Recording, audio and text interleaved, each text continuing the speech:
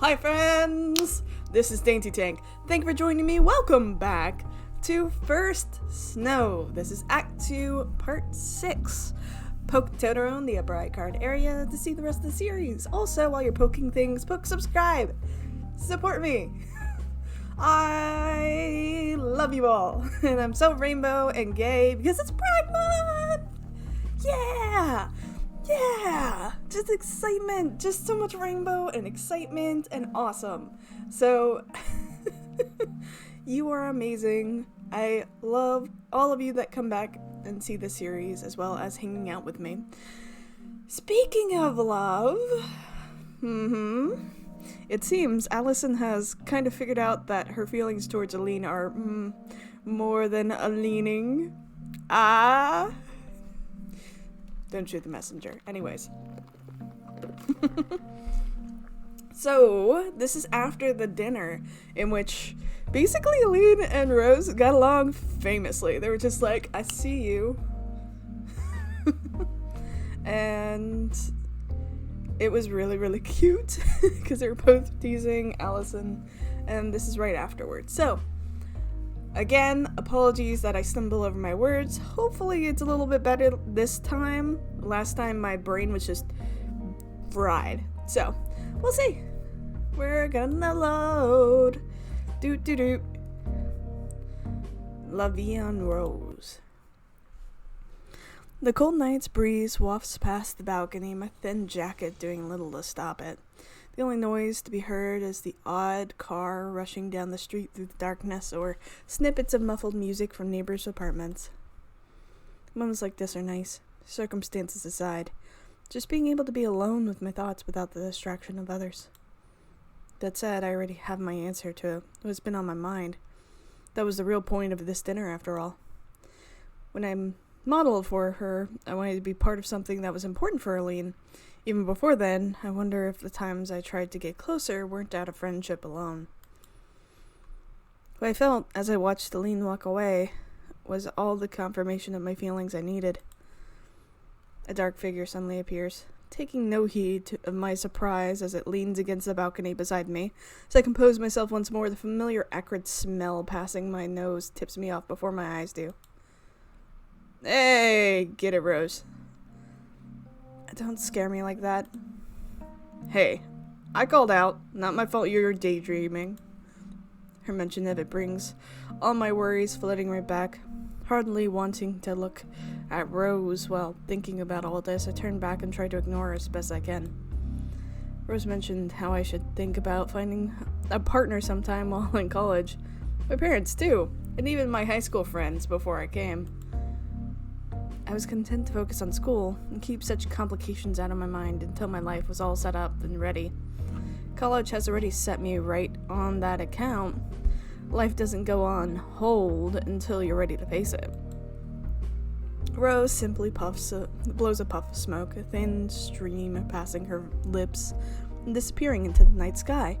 I try to keep my mouth shut, but the smell proves too much for me as I bring my hand to my face. That's horrible. You're the one who banishes me here, remember? I hate to admit it, but she does have a point. Rose stubbornly makes a point of taking a puff of her cigarette, but soon notices that something is amiss. Come on, out with it. What's on your mind? Oh? That's a new view. It'd be easy enough to wave her off. One of those things I like about Rose is that she knows when to step back, and this kind of thing plenty of people keep private. But somehow, even if I hadn't told Eileen how I felt, kinda want someone else to know. Even if I haven't told Eileen how I felt. I think I like someone. Oh, that blush! Oh, you sweetheart! I watch her reaction with the best attempt I can muster at casual interest, surprised by how unsurprised Rose is. After a torturously long time, she finishes her puff of the cigarette and takes it from her mouth. You had the look of someone with that, and don't mind. It's that Eileen girl, right? The face. My mind blanks. She picked that up herself. She isn't taken off guard by my liking of a girl at all. No. I mean, look at her ear. There's so many piercings in there. She knows. The knob of anxiety I hadn't even noticed forming inside me suddenly twists and turns. The expected spluttering explanation suddenly not needed. I psyched myself up so much, only for it to go nowhere. Silence between us continues as Rose patiently waits for me to respond. It's just... what's supposed to come after saying that? I didn't think you knew about Eileen or, you know... Well, I mean... kinda hard to ignore what's going on in front of your face, you know? Seeing you two together, it all clicked. Yeah, I think she kinda already had that mindset. You don't think I'm weird? Apparently feeling a little more sure of what to say, she gives a disarming smile. Believe me, I'm not in any position to call someone weird. Yeah. I like this talk. Good talk, fam. Hey, that's not that you're supposed to say. She elbows me in response to my mostly unintentional bite back. With the situation diffused, I managed to calm down a little. Oh, I love that focusing. Great job. Just saying I like her makes my thoughts feel all the more real. My heart skipping a beat as I repeat the words in my mind. Rose thinks to herself a little before snuffing out her cigarette in the ashtray and looking at me squarely. Sorry, I shouldn't be so flippant when you're all worked up. I get that coming out can be hard. Oh. For what's worth, I really appreciate that you trust me so much. The warm smile on her face proves infectious. All tension from the air faded away. I hardly mind. Now that I've managed to unwind a little, I get the feeling she's stumbling through this herself. Oh, this is really cute. Minutes go by, with only the passing of cars beneath us for noise, both of us savoring the peacefulness of the winter's night. At loose ends, I lean against the balcony railing and finally break the silence.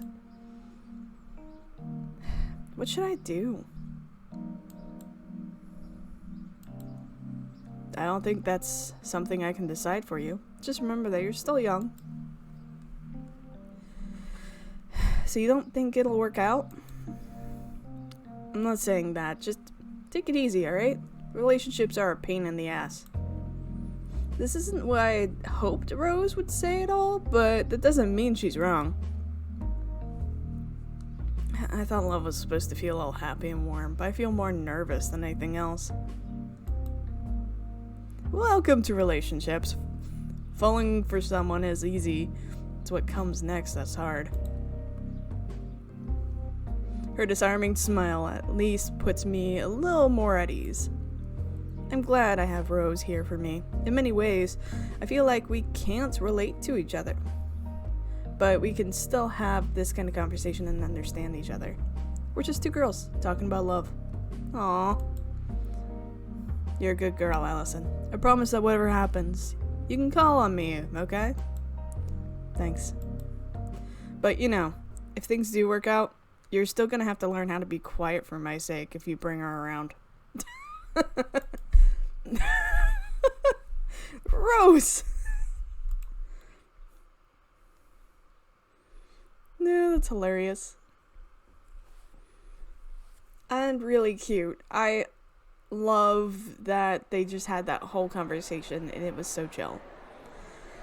Well, I had my doubts. The city workers managed to get the Christmas tree in the city's main square finished just on schedule for the first day of December. Its oversized tinsel and baubles gleam happily in the morning's light, proudly announcing the coming holiday. Rose takes my pause in the middle of the city square as an excuse for a break, setting down her bags down to look up to the huge tree before us. It's not the tree that's most interesting, so much as the crowd around us. Everyone walks to and fro just a little faster than normal walking speed, hurrying from shop to shop while hardly even glancing at the Christmas tree looming over everything.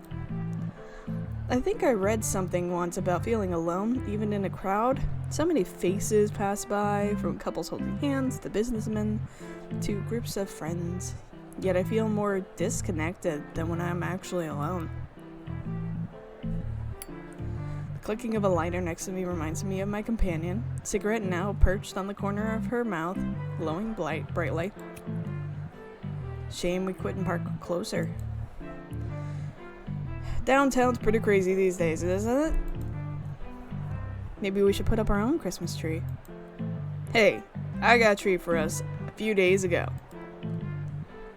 I was the one who bought that. It's also a foot tall. Oh yeah. Cigarette perched in her mouth, tilts downward as she looks at me, her smile turning just a little less cheerful. Missing holidays at home, are you? A bit. She clamps onto my shoulder and gives me a firm shake. There, little one. Shaky shake. Oh, such baby gay. Hang in there, kid. Might not be much company, but at least you've got someone around. Were you homesick when you first moved out from home? Given the circumstances. No. Same. Get that, and it's probably how Eileen's feeling too. I don't think you appreciate how lucky you are, sometimes. Wandered straight into that landmine. Rose has never talked about her immediate family in a few months I've known her, so maybe I should have taken the hint. Maybe. Noticing the gazes of a few around us have turned upward, I look up curiously. Looks like the weather turned, the morning chill turning into snow. Piss off, winter.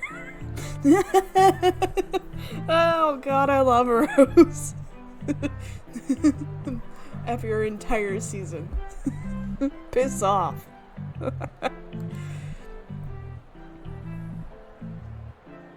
With a dissatisfied huff, she puts out her cigarette on the nearby bin lid before flicking it with a practiced motion into the bin, I hope, because don't litter, especially with cigarette. If you are old enough to make the decision to harm yourself with tobacco and nicotine, you are old enough to pick it up and put it into a trash can. Period. But that's just me. But I'm an environmentalist, so deal with it. Taking her bags up once more, we continue to slug back to the bike. You're doing this on a bike? Like, how are you going to balance those bags? It's like, how? Well, they do. Chin up, eh? I was gonna say this earlier, but I bought your favorite while you weren't looking.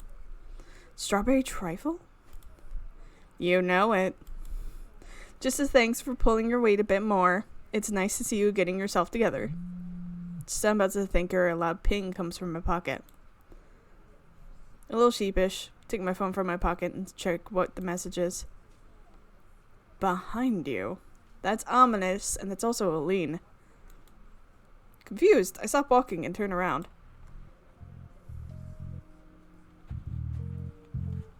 Eileen holds her hands high as she walks slowly up the street, slipping her phone into her pocket as she arrives. Happy to see her, but something makes me hesitate. Something Rose picks up on, going by her churlish grin. Though full well, I've fallen for Eileen, my stomach tying itself into knots at the sight of her. Makes me realize that asking her out will have to come sooner rather than later. So, if she's even interested in girls, that is. Trying to put my worries out of my mind as best as I can, I do my best to act normal. How are you thinking that she doesn't like girls when you've seen the artwork throughout her entire place? Like, obviously. You sure have been getting some use out of that phone. Starting to see the appeal of these things. Yeah, morning, Rose. Sup. I love them together. I love Rose and Eileen just like chill. Like, hey, we got this guy. Nervous little wreck over here who likes strawberry trifle. Yeah, she's ours. Just out for a walk. The apartment gets stifling after a while. Not interrupting anything, am I? When she puts it like that, she sounds far older than she should. In fact, given she didn't own a smartphone, likes simple walks alone, and spends her day painting, I'm starting to doubt the girl I fell for is really my own age. As two strike up a casual chat, I remember how Eileen and I came to meet, being pushed into a club, taking chance after chance to come closer to her in hopes of spending more time together. It's only that persistence that gained me her friendship. Oh, yeah, they're just talking, and you are not paying attention. My heart begins to beat as I talk myself into a plan forming in my head. Pushing myself got me this far. Perhaps I could take one more step? Hey, Rose. Can I leave these with you? She hesitates at the change of plans. The words blurt out before I can stop myself. Sure. I'll see you later. If you need a pickup, just call. Before I can do so much as thank her, Rose quickly starts the work of strapping bags to her bike. It'll probably be easier to get everything home without me on the back anyway. Eileen and I give her our goodbyes to her as we walk on, Rose waving us off. As we go, I think I see a small grin on her face. I guess she worked it out. Once again, we're alone with each other. My stomach twists and turns as I desperately try to find some small talk to fill the air with. Not that Eileen looks fussed about it at all. Yeah. Buried in thought, I barely register us moving through the old, wrought iron gates and into the city park. The water in the pond lies nearly still, the ducks lazily bobbing about with the odd flap of their wings to shake off the snow. The normally rustling branches of the trees stay silent as they gather falling snow, green slowly turning to white. It's still green? Maybe evergreens. With everybody in town busy shopping, all that's to be heard as we walk along the wide paths are our footsteps on the freshly fallen snow. Do you come here much? Yeah, every so often. Nice to just think to myself a bit without being cooped up. You? Only when I was younger. I like to feed bread to the ducks. I feel like I should have guessed that answer from you. All I could do is pout as she gives a smug smile at my expense. Yeah, you closed up in on those boobs there. Even as we walk on through the otherwise empty park, feel my eyes lingering on her. That difference between us is probably what drew me to her. Now I think about it, I've never felt like this towards anyone else before, but I know my feelings are genuine as I gaze at her. If she spends Christmas with her family, I won't get to see Eileen again until classes start in the new year. Telling her what I feel might ruin everything, but I don't want this to linger like a hanging thread. If I can push myself towards her goals. If she can push herself towards her goals, then so can I. Oh. As I come to a stop, the ceasing of my footsteps on the crushed snow makes Eileen turn towards me. As her eyes follow me, my heart begins to race, instantly filled with doubts, but now it's too late. I've psyched myself up so much that it's surely showing. All my life, others have helped push me forwards. I could do something for myself. Aww. Eileen taught me how I have to do that. Eileen, I wanted to tell you something. With my voice shaking and a hand clutching my other arm tightly out of nervousness, take a long breath to clear my mind and sort out the words in my head. I ball my fists as I feel my hands shaking. After spending my whole life with such a big family, this was the first time I've ever tried to live by it myself. I was really lonely at first, and I didn't really know what was going on. But recently, I realized that loneliness hasn't been around. I met so many wonderful people, had so many nice experiences, and I'm looking forward to every day, and what fun things might happen. A lot of that is thanks to you, so I wanted to say thank you for helping me. This isn't exactly poetry so far, but I think I'm getting my feelings across, right?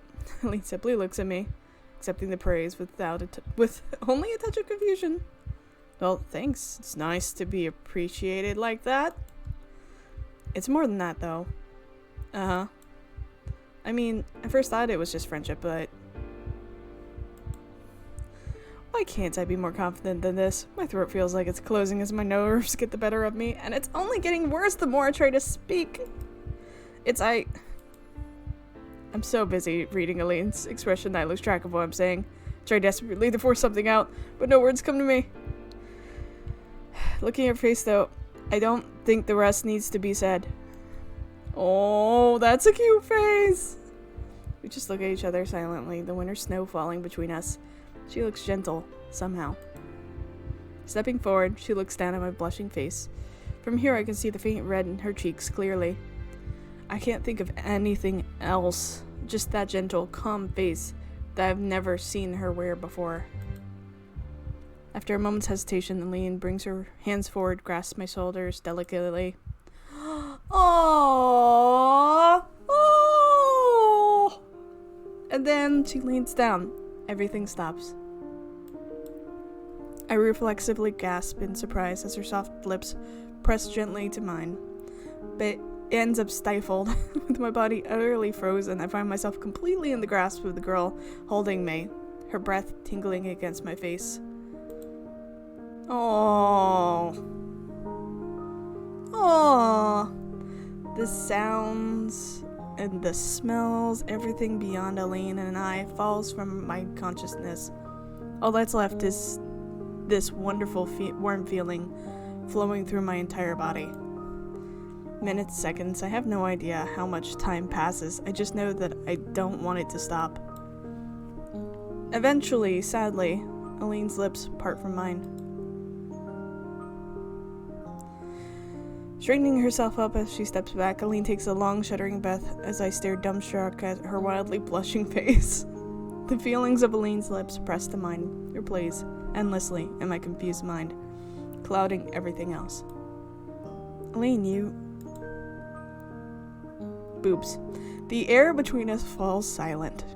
Eileen left, waiting for a reply as I stand in a silent daze. Simple shock is one part of it, but far from all. Eileen is not only interested in women, but also in me, and I feel like my heart could burst from the relief. It's only now that I see her fidgeting, playing with her hair and unable to quite stand still. I wonder how long that's been going on. Unnoticed. It makes me realize she's as unfamiliar at the situation as I am. Neither of us knows what we're supposed to do or say right now. Here I was trying to explain my feelings when Eileen rushes in and does something brash like that. Overcome with my own flood of emotions and confusion, it's Eileen who ends up having to reluctantly move things forward. Sure hope I didn't misinterpret that. Her attempt to play off some nervousness is betrayed by her blushing. I finally realize just why she's so uncomfortable right now.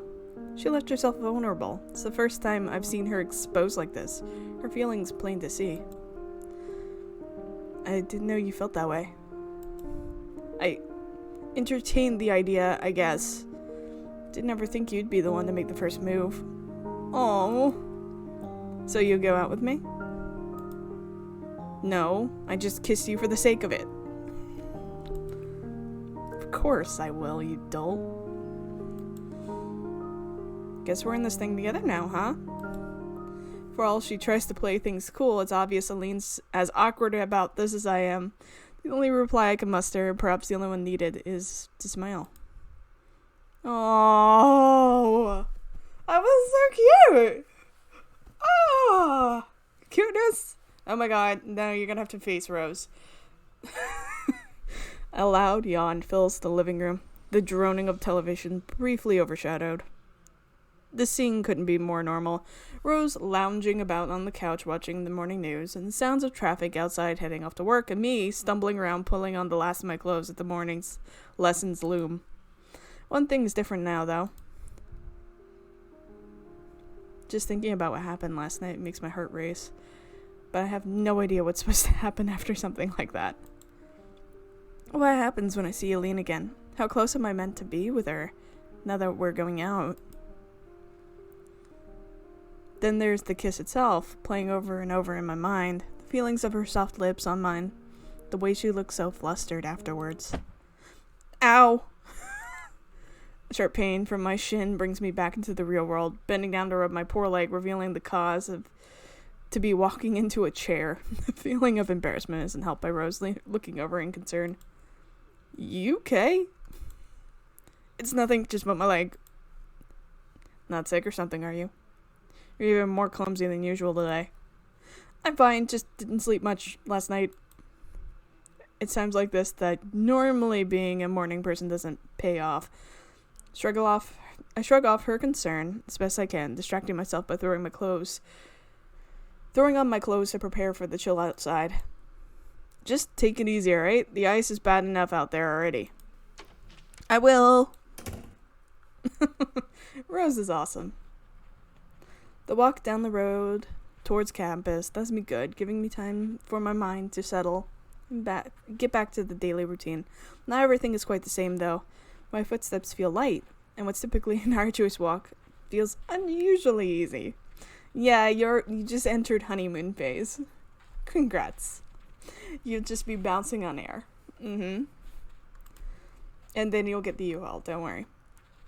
Depends on where they are. I don't know if they would have U-Haul where you are. U-Haul equivalent. It's not quite dancing in the streets, but the day feels just a little brighter than usual.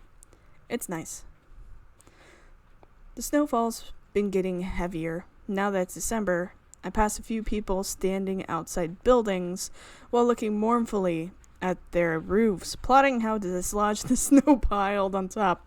Traffic's also slowed to a crawl, rolling by carefully.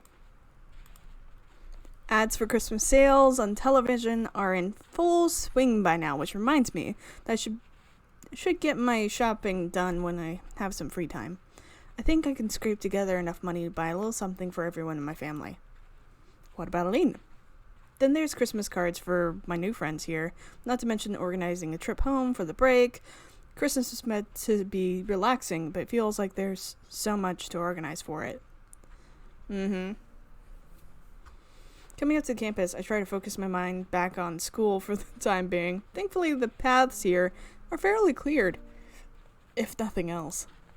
As students file in past the gate, my heart skips a beat as I recognize a particular blonde girl. She looks back and notices me as I skip up to meet her, her usual tired expression unwavering. Never met someone so far from a morning person. Morning. Hey, Allison. With that, the both of us begin to walk in side by side. All thoughts of schoolwork leave my mind as I try to stop myself, glancing at Eileen, furtively trying to work out exactly how I'm expected to act around her. The part where we admit we're interested in each other is also where most of the romance movies I've seen end, and I've never gone out with anyone before. Then there's the fact that neither of us have said a word to the other beyond a quick greeting. Yeah, basically, how do we relationship? How do relationship? I think there's a new manga out, like How Do You Relationship, that explores this same topic, which is great. And I love that they're doing this in Act 2, which means that there's Act 3 of them potentially being together, which is more than a lot of games give us. I'm excited about this. I try to comfort myself with thoughts that it's probably the same for Eileen too. It's always so hard to read her poker face. Good grief, it's cold today. She's not thinking at all about yesterday, is she? With a long breath, it feels like all my restlessness leaves me. Eileen's relaxed attitude makes me feel embarrassed for getting so worked up after seeing her again. How are you so confident about this? You know, with us going out and everything. I'm just really good at faking it. I like her. Hanging my head, I give up on ever trying to read her. The grin Eileen gives makes me feel better about today in an instant. Her normally cold demeanor, if just for a moment, is pierced by the sincere smile that peeks through. Smile which soon evaporates, collapsing into something else entirely. Is something wrong? I just remembered something troublesome. Caprice. I was wondering if Caprice just hit her mind. I almost ask why before the obvious hits me. With my thoughts finally moving beyond the girl at my side, the implications of all of this become clear. Should we just tell her? I'd rather not. You know Caprice as well as I do. I don't want her to make a fuss about us getting together. Then again, she'll probably work it out herself. She's not stupid. She knows to pay attention if I'm serious. Besides, is there really that much harm in letting her be happy for us? My serious tone in defense of Caprice seems to catch Eileen off guard. Catches me a little off guard too. Fine. If you're going to tell her, then I want to be there too. The discussion comes to an end. Yet I find myself not wanting to leave, despite having nothing further to say in particular. It seems Eileen has the same problem as she awkwardly mills about the chatting students passing around us, only making the silence between us more pointed. Would it be okay to kiss her, here and now? Yesterday in the park, we did it without thinking. Eileen's always so awkward about physical affection. I'm not sure she'd like it, especially in public. What am I thinking? Must have been plain to see as Eileen reaches down. What I'm thinking must have been plain to see as Eileen reaches down, places her hand on top of my head, scuffing it around in response. Might be an odd way for her to show her feelings, but I can't say I hate the gesture. I feel my cheeks blushing as my hand rubs my head, enjoying every moment until she stops. Eileen's awkwardness around all this makes me feel a little better about my own uncertainty. Everything will work out fine, I'm sure of it. Ever the optimist. We'd better get to classes. See you at the club, I suppose. She sure doesn't seem to share my optimism as she waves off and walks off. Nor my like of our new club. I'm sure she'll come around, though. Uh-huh. This is cute. With the afternoon wearing on, I trudge up the familiar route to the second floor of the arts building. Sounds of our raised voices come from up ahead, easily audible in the otherwise dead silent hallways. If I'm not mistaken, they're coming from the art room itself. Steeling myself for what's to come, I sigh and head up to the door inside. Eileen and Caprice have already arrived as usual, each standing on the opposite side of the table as they fume at each other. Oh god, here we go. Their heads snap towards me in unison at the moment the door rattles open, making my heart skip a beat. Yes? Help me talk some sense into this woman, please. Just relax. As our club president, I have everything under control. Everything except the club part. I mean, I would have thought a club needed things like official paperwork, an advisor, funding for supplies that haven't been pilfered from the real art classes. Basically, more than an excited proclamation of a club existing. Caprice's face. That's why I'm working on the posters. Feeling sorry for the heavily sighing Eileen, my eyes drift to set posters laying on the table between them. Uh-huh. I walk over and tentatively take a look at the one sitting on top, its sharp graphics and color scheme catching the eye. They do look nice. See? People will love them! I may say that, but it's a little obvious that this is out of her comfort zone when it comes to art. Her sketching is always nice, but her work with paints comes off as a little crude. Still, trying new things is to be appraised. Thinking about this logically, it's nearly Christmas. All the students are going to be on break soon. Even if they weren't, nobody will be looking for a club to join around now anyway. I wouldn't exactly say that. Caprice is quick on the draw as she leans over and latches onto my shoulder, beaming a smug look of victory at her opponent. I feel like I've been reduced to a useful prop in an argument, but Caprice isn't wrong. Eileen looks physically pained as she groans in frustration. She did walk right into that one. And what could only be interpreted as the universal sign of giving up, she shakes her head and starts to walk away, retreating to the cabinet to grab her things. It looks like the posters will be an accomplishment of today as far as the club goes. I suppose it doesn't hurt to try and draw in some more members. Hopefully we can get them soon too. Wanting to move another club outing, and the more the merrier. And like I declared, we're going to make the pizza place a regular thing for the club. I'm up for it.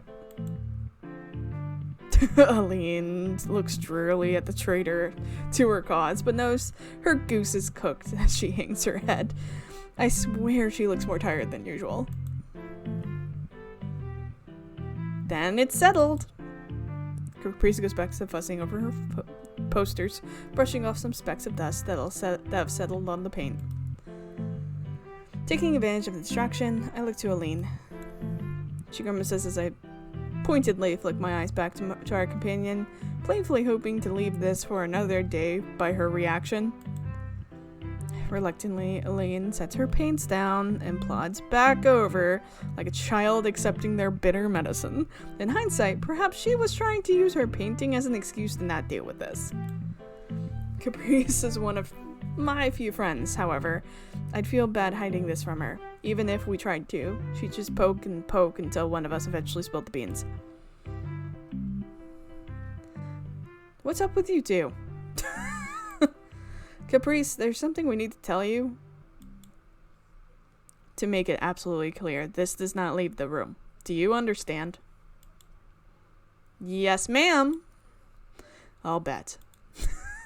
Eileen and I have started, just happened recently, but we're going out. I feel Eileen take my hand in hers. I worry for a second the sweatiness of my palm, but feeling her hand closing around mine settles my nerves. I never realized how warm someone else's hand could feel. As her fingers tighten, I realize something else. Eileen's settling herself just as much as I am. Like dating? So you guys are both... Yeah. Oh. My guess that Caprice wouldn't go too wild turns out to be true, and even her surprise feeling a little exaggerated for effect. Well then, aren't you glad you could do art together all the time now? That smug face. Aren't you glad I started this club and got you together? It's basically that face, and it's adorable. Look, we don't need any help, much less help from you. But it's alright, I appreciate what you've done. Just don't go too crazy helping things along. Promise? Promise. Sounds like things are lively in here. Our gazes snap towards the doorway, Wallace strolling in with an expression more bored than the least bit surprised. Eileen's hand lets go of mine, but the warmth remains as I reflexively feel my hand with the other to recount the sensation. I'm glad Eileen is a more collected person than I am, calmly playing off the interruption. Just as she's about to greet him, though, Millie, everybody, oh my god. Millie slides around his large figure and into the room. Well, Millie, you're here! You're looking cheerful today. We just finished our own club work, so thought we'd pop by. So you're in the writing club too, Wallace? Only for now. Only until I graduate from this place. I'm not joining this club no matter how many times you ask. His face. You make it sound like being here is some horrible fate. I smile a little at Eileen, suddenly finding some pride in the art club, now that someone's spoken against it. As for what I actually came for, Haley was wanting us to join her for takeout. Alright, takeout, lead the way. Whoop! How did you suddenly jump into, like, a hoodie? Did you just, like, manifest it on your body? I know I'm joking about this, but, like, I know visual novels do that for transitions, and it was a really seamless one, but it just... just Caprice manifesting a hoodie is just a very hilarious image. Millie gives us a polite wave goodbye as Caprice skips over to pick up her hoodie on the way out. Fortunately for Caprice, Eileen doesn't let her go so easily. And your club? Today's art club meeting is over! Good work, everyone! And with a thumbs up from Caprice, the two disappear out the door and off down the hallway. The three of us are left to our own devices as they leave.